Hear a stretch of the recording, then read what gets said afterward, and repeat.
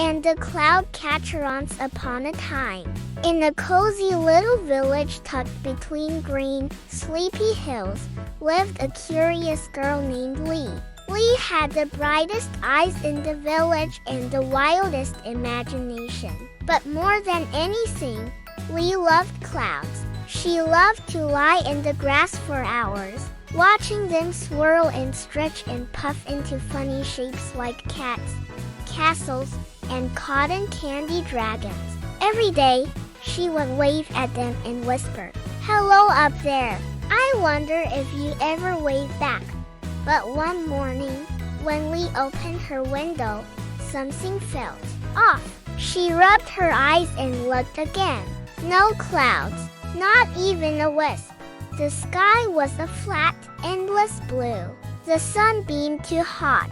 The grass had turned dry and crunchy. Even the birds were flying slower, confused by the strange, empty sky. "Where did they go?" Lee whispered. Then, just as she was about to close her window, she squinted and gasped.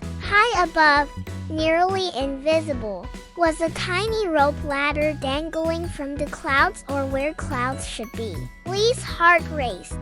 She grabbed her backpack, stuffed in her favorite sandwich, her lucky compass, and a notebook just in case, then dashed out the door. Without even telling anyone, she climbed and climbed and climbed some more, past treetops, past birds, past even the tallest clouds she used to watch from the ground. Her arms ached, her fingers burned, but finally, her head popped through something soft and cool, and Lee gasped again.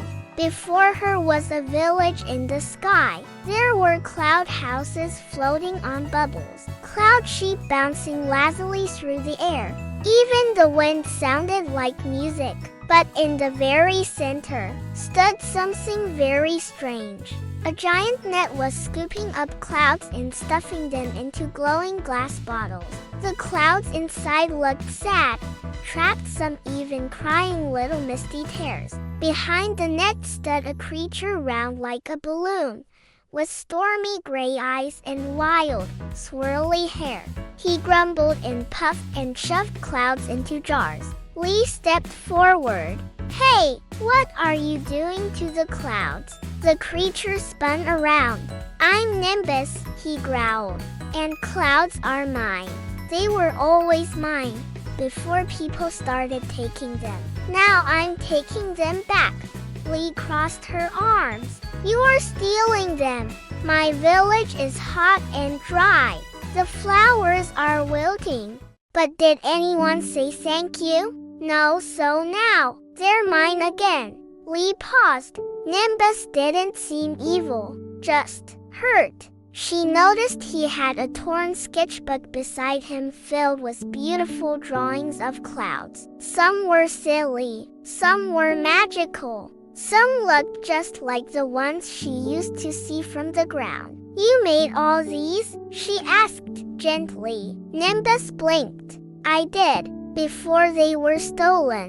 Lee sat beside him. "I love clouds," she said quietly. "I never tried to take them.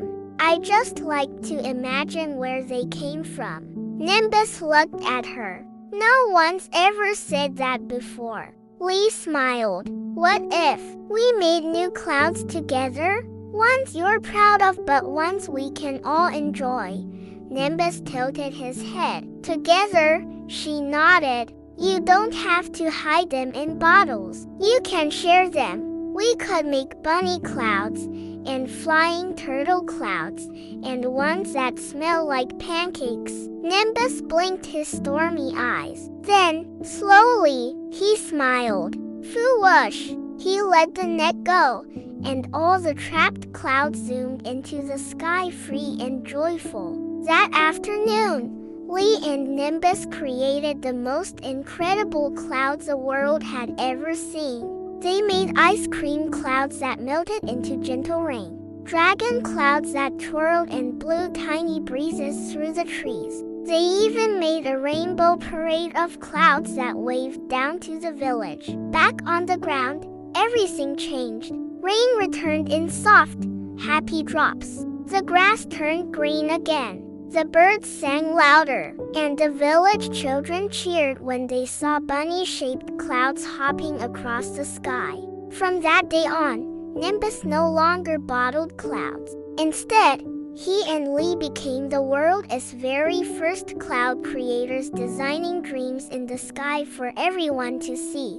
And every now and then, if you look up just right, you might spot a little swirly cloud with sparkles around the edges. And if you're lucky, it might just wink at you. Because Lee, the girl who climbed, and Nimbus, the lonely creator, had saved the sky and shared its beauty with the world.